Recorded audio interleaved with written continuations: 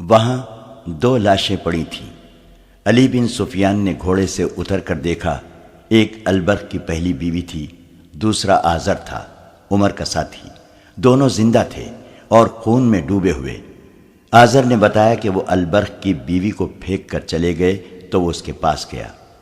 اچانک پیچھے سے کسی نے اس پر خنجر کے 3 وار کیے۔ وہ سنبھل نہ سکا، حملہ آور بھاگ گیا۔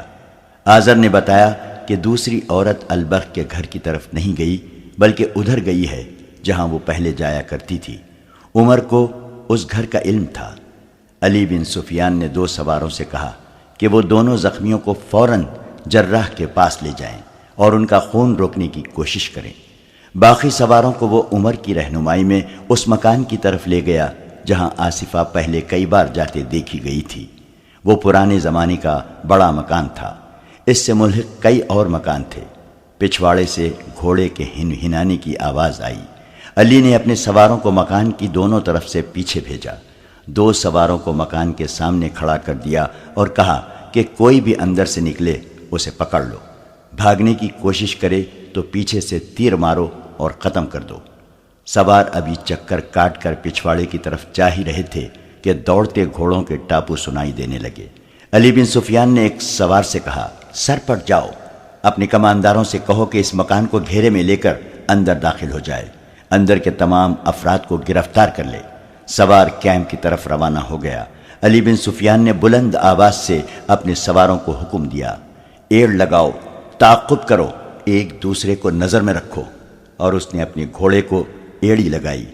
یہ رسالے کے چنے ہوئے گھوڑے تھے اور ان کے سوار سلطان ایوبی سے کئی بار خراج تحسین حاصل کر چکے تھے۔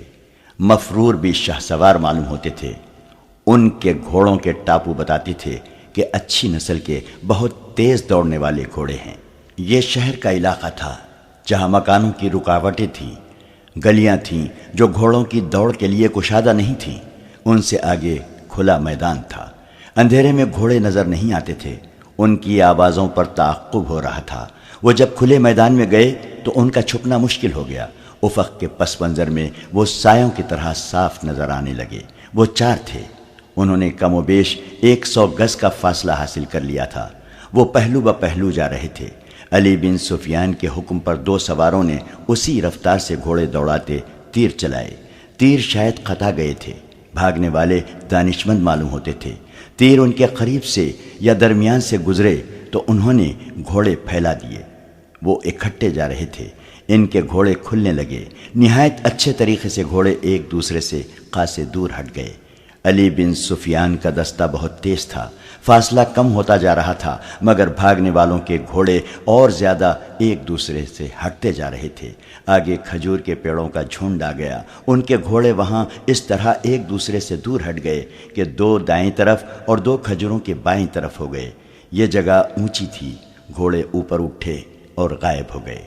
تعاقب کرنے والے بلندی پر گئے تو انہیں آگے جو بھاگتے سائے نظر آئے وہ ایک دوسرے سے بہت ہی دور ہو گئے تھے۔ پھر وہ اتنی دور دور ہو گئے کہ ان کے رخ ہی بدل گئے۔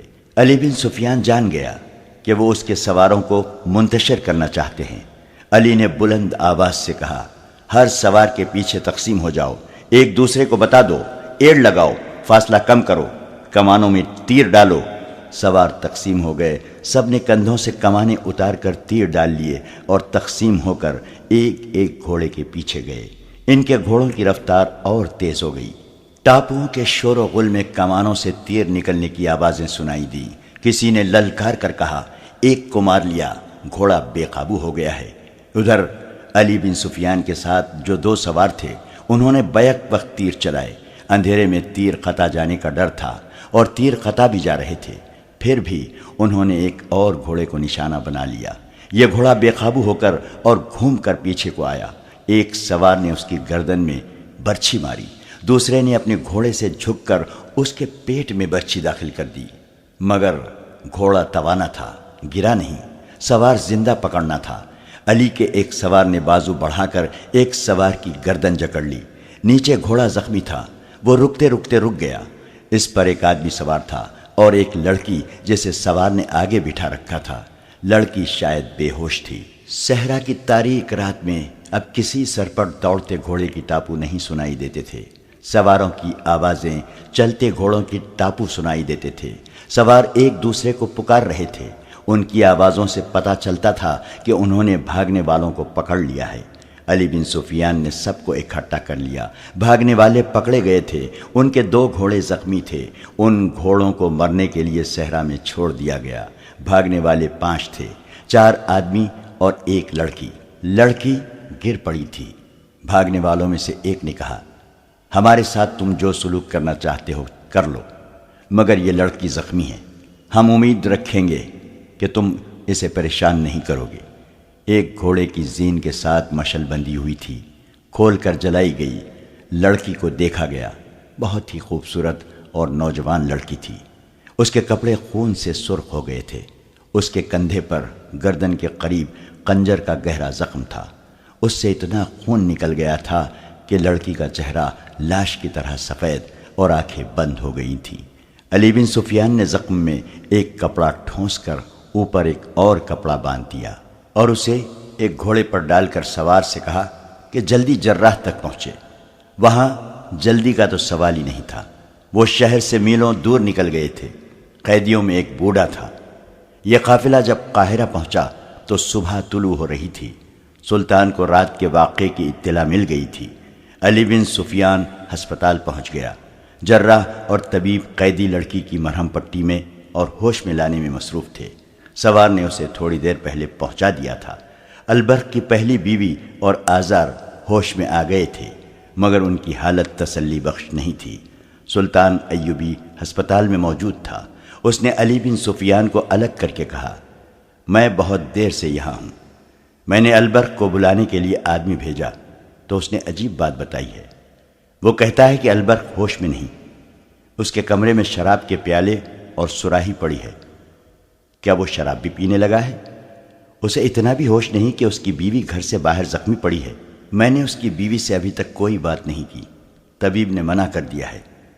اس کی 1 نہیں 2 بیویاں زخمی ہیں۔ علی بن سفیان نے کہا، یہ لڑکی جسے ہم نے صحرا میں جا کر پکڑا ہے البرق کی دوسری بیوی ہے۔ ذرا زخمیوں کو بولنے کے قابل ہونے دیں۔ ہم نے بہت بڑا شکار مارا ہے سلطان۔ البرق سورج نکلنے کے بعد جاگا۔ ملازم کے بتانے پر وہ دوڑتا آیا۔ اس کی دونوں بیویاں زخمی پڑی تھیں۔ اسے 4 جاسوس دکھائے گئے۔ وہ بوڑھے کو دیکھ کر بہت حیران ہوا۔ اسے وہ آصفہ کا بوڑھا خاوند سمجھتا رہا تھا۔ سلطان ایوبی نے یہ واردات اپنی تحویل میں لے لی، کیونکہ یہ جاسوسوں کے پورے گروہ کی واردات تھی اور اس میں اس کا معتمد ملوث تھا، جسے فوج کے تمام راز اور آئندہ منصوبے معلوم تھے۔ جو ہی زخمی بیان دینے کے قابل ہوئے، ان سے بیان لیے گئے۔ ان سے یہ کہانی یوں بنی کہ البرق کی پہلی بیوی کو جب علی بن سفیان نے بتایا کہ اس کے خاوند کی دوسری بیوی مشتبہ چال چلن کی ہے اور وہ جاسوس معلوم ہوتی ہے، تو وہ سخت غصے کے عالم میں گھر چلی گئی۔ وہ اپنے خاوند کو اور آصفہ کو قتل کر دینا چاہتی تھی، لیکن علی بن سفیان نے اسے کہا تھا کہ جاسوسوں کو زندہ پکڑا جاتا ہے تاکہ ان کے چھپے ہوئے ساتھیوں کا سراغ لیا جا سکے۔ اس نے اپنے آپ پر قابو پایا اور آصفہ پر گہری نظر رکھنے لگی۔ اس نے رات کا سونا بھی ترک کر دیا۔ موقع دیکھ کر اس نے ان کے سونے والے کمرے کے اس دروازے میں چھوٹا سا سوراخ کر لیا جو دوسرے کمرے میں کھلتا تھا۔ رات کو اس سوراخ میں سے انہیں دیکھتی رہتی تھی۔ 2 راتیں تو اس نے یہی دیکھا کہ لڑکی البرق کو شراب پلاتی اور عریانی کا پورا مظاہرہ کرتی تھی۔ وہ سلطان ایوبی کی باتیں ایسے انداز سے کرتی تھی جیسے وہ اس کا پیر و مرشد ہو۔ سلیبیوں کو برا بھلا کہتی اور وہی باتیں کرتی جو سلطان ایوبی کے جنگی منصوبے میں شامل تھیں۔ البرق اسے بتاتا تھا کہ سلطان کیا کر رہا ہے اور کیا سوچ رہا ہے۔ البرق کی پہلی بیوی نے 2 راتیں یہی کچھ دیکھا اور سنا۔ تیسری رات وہ ناٹک کھیلا گیا جس کا البرق کی پہلی بیوی کو بےتابی سے انتظار تھا۔ آصفہ نے البرق کو شراب پلانی شروع کی اور اسے بالکل حیوان بنا دیا۔ آصفہ دونوں پیالے اٹھا کر اور یہ کہہ کر دوسرے کمرے میں چلی گئی، دوسری لاتی ہوں۔ وہ واپس آئی تو پیالوں میں شراب تھی۔ اس نے ایک پیالہ البرق کو دے دیا۔ دوسرا خود منہ سے لگا لیا۔ اس کے بعد اس نے بے حد ننگی حرکتیں کی اور البرق بے سود لیٹ گیا۔ آصفہ نے کپڑے پہنے اور البرق کو آہستہ آہستہ بلایا۔ وہ نہ بولا، پھر اسے ہلایا، ہاتھ سے اس کے پپوٹے اوپر کیے، مگر اس کی آنکھیں نہ کھلی۔ اس نے پیالے دوسرے کمرے میں لے جا کر شراب میں بے ہوش کرنے والی کوئی چیز البرق کے پیالے میں ملا دی۔ آصفہ نے کپڑے پہنے، اوپر سیاہ چادر اس طرح لے لی کہ سر سے پاؤں تک چھپ گئی۔ آدھی رات ہونے کو تھی، اس نے قندیل بجھائی اور باہر نکل گئی۔ پہلی بیوی آگ بگولا ہو گئی۔ اس نے خنجر اٹھایا، اوپر لبادہ اوڑھا۔ وہ کمرے سے نکلنے لگی تو دیکھا کہ آصفہ ایک ملازمہ کے ساتھ کسر پسر کر رہی تھی۔ اس سے پتہ چلا کہ ملازمہ کو اس نے ساتھ ملا رکھا تھا۔ آصفہ باہر نکل گئی۔ ملازمہ اپنے کمرے میں چلی گئی۔ پہلی بیوی بڑے دروازے سے باہر نکل گئی۔ وہ تیز تیز چلتی آصفہ کے تعاقب میں گئی۔ وہ اس کے قدموں کی آہٹ پر جا رہی تھی۔ وہ صرف یہ دیکھنا چاہتی تھی کہ وہ کہاں جا رہی ہے۔ آصفہ کو شاید اس کے قدموں کی آہٹ سنائی دی تھی۔ وہ رک گئی۔ پہلی بیوی اندھیرے میں اچھی طرح دیکھ نہ سکی۔ وہ آصفہ کے قریب چلی گئی اور رک گئی۔ اچانک آمنے سامنے آ جانے سے پہلی بیوی فیصلہ نہ کر سکی کہ کیا کرے۔ اس کے منہ سے نکل گیا، کہاں جا رہی ہو آصفہ؟ پہلی بیوی کو معلوم نہ تھا کہ لڑکی کی حفاظت کے لیے ایک آدمی چھپ چھپ کر اس کے ساتھ جاتا ہے جو کسی کو نظر نہیں آتا۔ آصفہ نے اپنے ہاتھ پر ہاتھ مارا اور البرق کی پہلی بیوی سے ہنس کر کہا، آپ میرے پیچھے آئی ہیں یا کہیں جا رہی ہیں؟ اتنے میں پیچھے سے کسی نے پہلی بیوی کو بازوؤں میں جکڑ لیا، مگر اس عورت نے گرفت مضبوط ہونے سے پہلے ہی جسم کو زور سے جھٹک دیا اور آزاد ہو گئی۔ اس نے تیزی سے خنجر نکال لیا۔ اس کے سامنے ایک آدمی تھا۔ عورت نے اس پر وار کیا جو وہ بچا گیا۔ آدمی نے ایسا وار کیا کہ خنجر عورت کے پہلو میں اتر گیا۔ اس آدمی نے دیکھ لیا تھا کہ عورت کے پاس خنجر ہے۔ وہ فوراً پیچھے ہٹ گیا۔ پہلی بیوی نے آصفہ پر حملہ کیا اور خنجر اس کی گردن اور کندھے کے درمیان اتار دیا۔ لڑکی نے زور سے چیخ ماری۔ آدمی نے پہلی بیوی پر وار کیا جو یہ عورت پھرتی سے بچا گئی۔ اس نے وار کیا تو اس آدمی نے اس کا بازو اپنے بازو سے روک لیا۔ آصفہ گر پڑی تھی۔ البرق کی پہلی بیوی کو بھی گہرا زخم آیا تھا جو پہلو سے پیٹھ تک چلا گیا تھا۔ وہ ڈگمگانے لگی۔ وہ آدمی آصفہ کو اٹھا کر کہیں چلا گیا۔ علی بن سفیان کے دو جاسوس عمر اور آذر چھپ کر دیکھ رہے تھے۔ انہیں معلوم نہیں تھا کہ دوسری عورت کون ہے۔ عمر اس آدمی کے پیچھے چھپ چھپ کر گیا جو آصفہ کو اٹھا لے گیا تھا۔ وہ اسی مکان میں لے گیا جہاں وہ جایا کرتی تھی۔ وہاں سے عمر علی بن سفیان کو اطلاع دینے چلا گیا۔ آذر نے بتایا کہ وہ وہیں چھپا رہا۔ زخمی عورت وہیں پڑی تھی، وہاں اور کوئی نہ تھا۔ آذر اس عورت کے پاس جا کر بیٹھ گیا۔ پیچھے سے کسی نے اس پر خنجر سے 3 وار کیے اور حملہ آور بھاگ گیا۔ آذر وہیں بے ہوش ہو گیا۔ شام تک البرق کی پہلی بیوی اور آذر کی حالت بگڑ گئی۔ جراحوں اور طبیبوں نے بہت کوشش کی مگر وہ زندہ نہ رہ سکے۔ البرق کی پہلی بیوی نے علی بن سفیان سے کہا تھا کہ وہ اپنے خاوند کو قربان کر سکتی ہے، قوم اور ملک کی عزت کو قربان ہوتا نہیں دیکھ سکتی۔ اس نے قوم کے نام پر جان دے دی۔ سلطان ایوبی کے حکم سے قادم الدین البرق کو قید خانے میں ڈال دیا گیا۔ اس نے یقین دلانے کی ہر ممکن کوشش کی کہ اس نے یہ جرم دانستہ نہیں کیا۔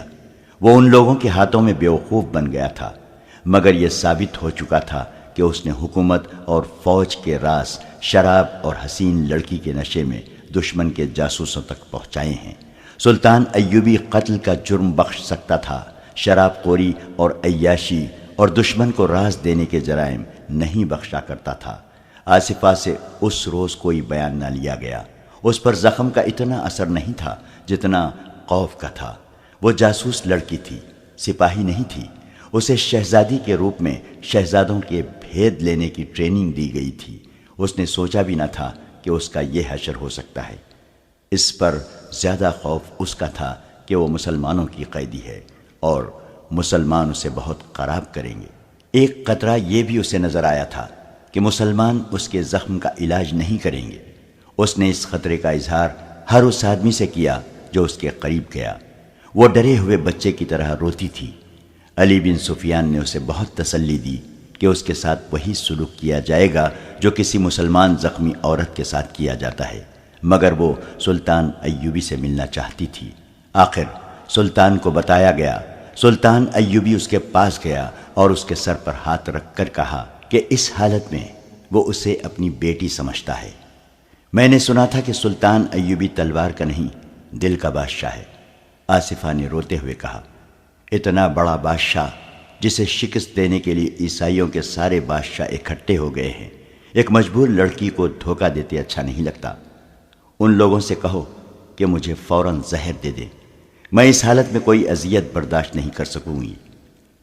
کہو تو میں ہر وقت تمہارے پاس موجود رہوں گا۔ سلطان ایوبی نے کہا، میں تمہیں دھوکہ بھی نہیں دوں گا، اذیت بھی نہیں دوں گا، مگر وعدہ کرو کہ تم بھی مجھے دھوکہ نہیں دو گی۔ تم ذرا اور بہتر ہو لو۔ طبیب نے کہا ہے کہ تم ٹھیک ہو جاؤ گی۔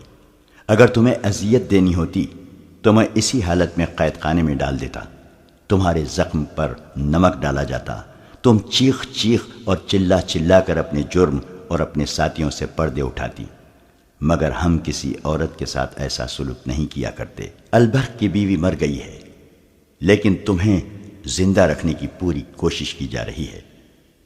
میں ٹھیک ہو جاؤں گی تو میرے ساتھ کیا سلوک کرو گے؟ اس نے پوچھا۔ یہاں تمہیں کوئی مرد اس نظر سے نہیں دیکھے گا کہ تم ایک نوجوان اور خوبصورت لڑکی ہو۔ سلطان ایوبی نے کہا، تم یہ خدشہ دل سے نکال دو، تمہارے ساتھ وہی سلوک ہوگا جو اسلامی قانون میں لکھا ہے۔ اس مکان کی تلاشی لی گئی تھی جہاں آصفہ جایا کرتی تھی۔ وہ کسی کا گھر نہیں تھا، جاسوسوں کا اڈا تھا۔ اندر ہی استبل بنا ہوا تھا۔ اندر سے 5 آدمی برآمد ہوئے تھے، انہیں گرفتار کر لیا گیا تھا۔ ان 5 نے اور ان 4 نے جنہیں تعاقب میں پکڑا گیا تھا، جرم کا اعتراف کرنے سے انکار کر دیا۔ آخر انہیں اس تہہ خانے میں لے گئے جہاں پتھر بھی بول پڑتے تھے۔ بوڑھے نے تسلیم کر لیا کہ اس نے اس لڑکی کو دانے کے طور پر پھینک کر البرق کو پھانسا تھا۔ اس نے سارا ناٹک سنا دیا۔ دوسروں نے بھی بہت سے پردے اٹھائے اور اس مکان کا راز فاش کیا جسے شہر کے لوگ احترام کی نگاہوں سے دیکھتے تھے۔ اس مکان میں بہت سی لڑکیاں رکھی گئی تھیں جو 2 مقاصد کے لیے استعمال ہوتی تھیں، ایک جاسوسی کے لیے اور دوسری حاکموں اور اونچے گھرانے کے مسلمان نوجوانوں کا اخلاق تباہ کرنے کے لیے۔ وہ مکان جاسوسوں اور تقریب کاروں کا اڈا تھا۔ ان جاسوسوں نے یہ بھی بتایا کہ سلطان ایوبی کی فوج میں انہوں نے اپنے آدمی بھرتی کرا دیے ہیں، جنہوں نے سپاہیوں میں جوے بازی کی عادت پیدا کر دی ہے۔ وہ ہاری ہوئی بازی جیتنے کے لیے ایک دوسرے کے پیسے چراتے اور چور بنتے جا رہے ہیں۔ شہر میں انہوں نے 500 سے کچھ زیادہ فاحشہ عورتیں پھیلا دی ہیں جو نوجوانوں کو پھانس کر انہیں عیاشی کی راہ پر ڈال رہی ہیں۔ خفیہ قمار خانے بھی کھول دیے گئے ہیں۔ ان لوگوں نے یہ بھی بتایا کہ ان سوڈانیوں کو سلطان کے خلاف بھڑکایا جا رہا ہے جنہیں فوج سے نکال دیا گیا تھا۔ سب سے اہم انکشاف یہ تھا کہ انہوں نے 6 ایسے مسلمان افسروں کے نام بتائے جو سلطان ایوبی کی حکومت میں اہم حیثیت رکھتے تھے مگر سلطان کے خلاف کام کر رہے تھے۔